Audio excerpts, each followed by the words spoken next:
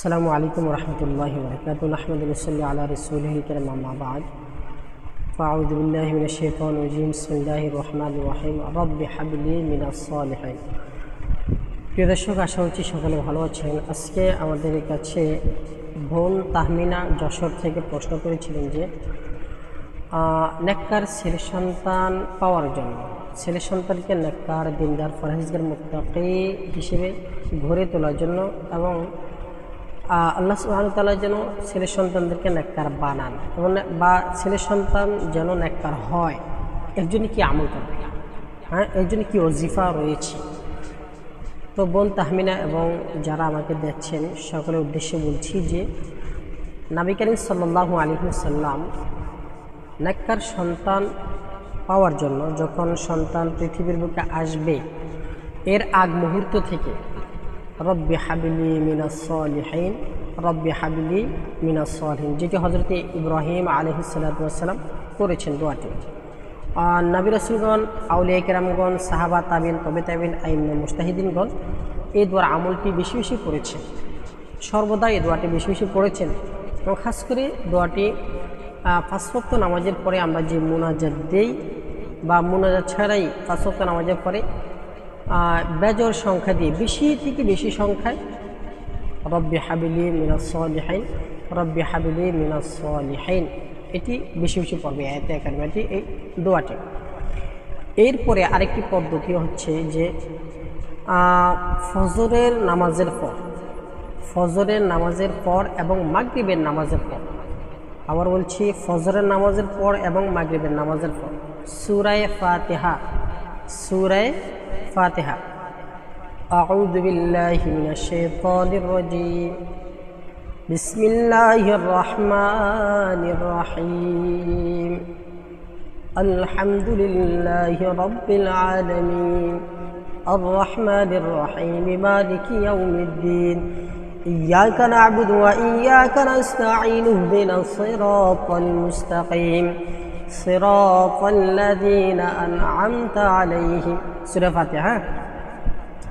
এবং এই সূরা ফাতিহাটি একবার পড়ব যখন ইহদিনাস সিরাতাল মুস্তাকিমের কাছে আসব, পড়তে পড়তে যখন ইহদিনাস সিরাতাল মুস্তাকিমের কাছে আসব তখন এই আয়াতটি 101 বার পড়ব। শুরু থেকে সূরা ফাতিহা পড়া শুরু করব আউযু বিল্লাহ বিসমিল্লাহ সহকারে। আগে পড়ে দুরুদ শরীফ, দুরুদ ইব্রাহিম সবচেয়ে ভালো দুরুদ, উত্তম দুরুদ। হাদিসে পাকের মধ্যে দুরুদ ইব্রাহিমের অনেক ফজিলত রয়েছে। দুরুদ ইব্রাহিম 3 বার শুরু শেষ, ইস্তেগফার 3 বার শুরু শেষ। এরপরে সূরা ফাতিহা পড়ব। শুরুতে দুরুদ শরীফ বেশি থেকে বেশি বা সাল্লাল্লাহু আলাইহি ওয়াসাল্লাম এটাও পড়তে পারি, ইস্তেগফার 3 বার পড়ব।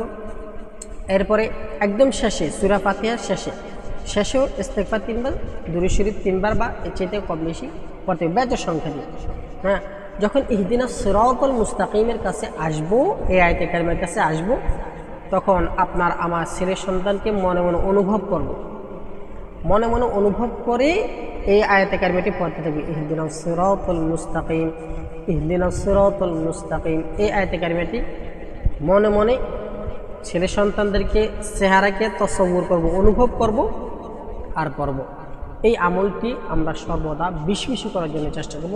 অনেক অনেক পাওয়ারফুল এবং ফজিলতপূর্ণ আমল। ফজরের পর এবং মাগরিবের নামাজের পর কয়দিন পড়তে হবে, কতদিন পড়বেন, এটা প্রিয় দর্শক যদি সারা জিন্দেগি এই আমলটি চালিয়ে যেতে পারি ইনশাল্লাহ আমাদের ছেলে সন্তান নেককার অবশ্যই হবে। আমরা তো চাচ্ছি যে ম্যাজিক চাচ্ছি আমরা, যে সাথে সাথে আমল করছি, আমল করার সাথে সাথেই ফলাফল, আমল করার সাথে সাথে রেজাল্ট। এই জন্যে আমাদের অনেক পুরুষ, অনেক মা বোনরা রয়েছে যারা ওষুধগুলি খাওয়ার ক্ষেত্রে ম্যাজিক তালাশ করে। আমরা সকলেই কম বেশি জানি যে হোমিওপ্যাথিক ওষুধ ধীরে ধীরে কাজ করলেও এটা কার্যকারিতা অনেক ভালো, কিন্তু এলোপ্যাথিক ঔষধ যেটা আছে ওটা ম্যাজিকের মতো কাজ করে, কিন্তু এটা ক্ষতিও বেশি। তা আমরা চাচ্ছি ম্যাজিক, হোমিওপ্যাথিক চাইতে এলোপ্যাথিক গ্রাহক অনেক বেশি। যাই হোক, এটা বোঝানোর জন্য বললাম যে আমরা ম্যাজিক চাই, ম্যাজিক নয়। আমরা এই দোয়াগুলো, এই আমলগুলো বেশি বেশি করার জন্য চেষ্টা করবো। ইনশাআল্লাহ আমাদের ছেলে সন্তানকে আল্লাহ পাক রব্বুল আলামিন নেককার অবশ্যই বানাবে।